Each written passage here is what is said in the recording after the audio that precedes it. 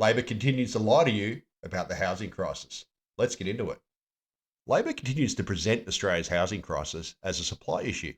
This week, Labor MP Julian Hill said that action on housing is urgent. And he said there's no magic fix. It requires action on multiple fronts to accelerate supply.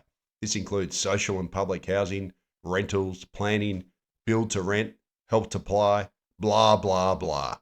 As usual, there was no acknowledgement from Hill that the primary reason why Australia is suffering from a housing shortage is because Labor deliberately flooded Australia with record numbers of migrants who need housing. An absurd 1 million net overseas migrants landed in Australia in 2022 and 2023.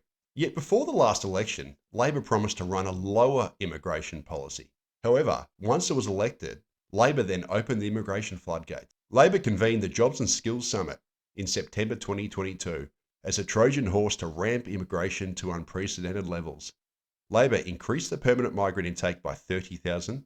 It increased the humanitarian intake by 7,000.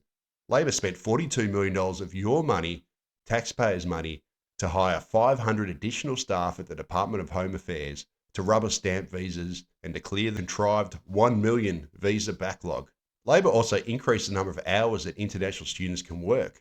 Labor increased the number of years that international student graduates can work in Australia post-study, which it belatedly revoked earlier this year. Labor introduced easier pathways to citizenship for New Zealanders. It increased permanent visas for low-skilled workers in agriculture and aged care.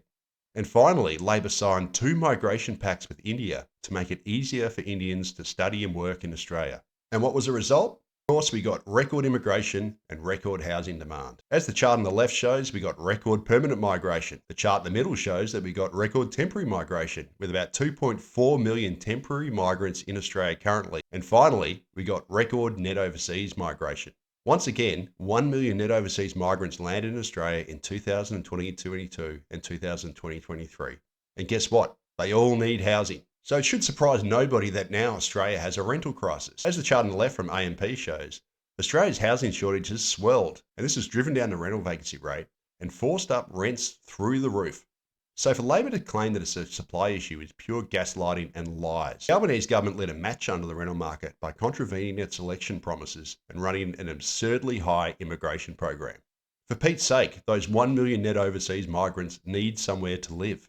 Sadly, the long-term picture isn't much better. The 2023 Intergeneration Report projected that net overseas migration will run at around 235,000 people per year into eternity. This is higher than the average 223,000 overseas migration in the 15 years leading up to the pandemic, which was considered big Australia.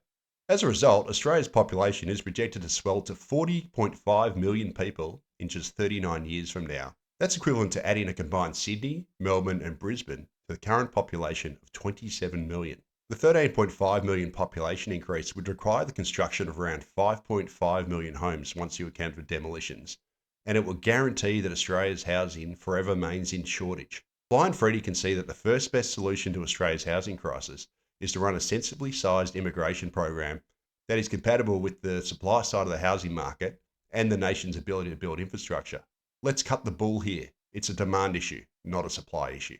Anyway, thanks for watching this video. Look, I'm quite frankly sick to death of this constant bleeding that Australia doesn't build enough homes when we have literally imported nearly 1 million migrants in 2 calendar years. It's absurd. Our politicians are lying to us, and it's about time they get called out.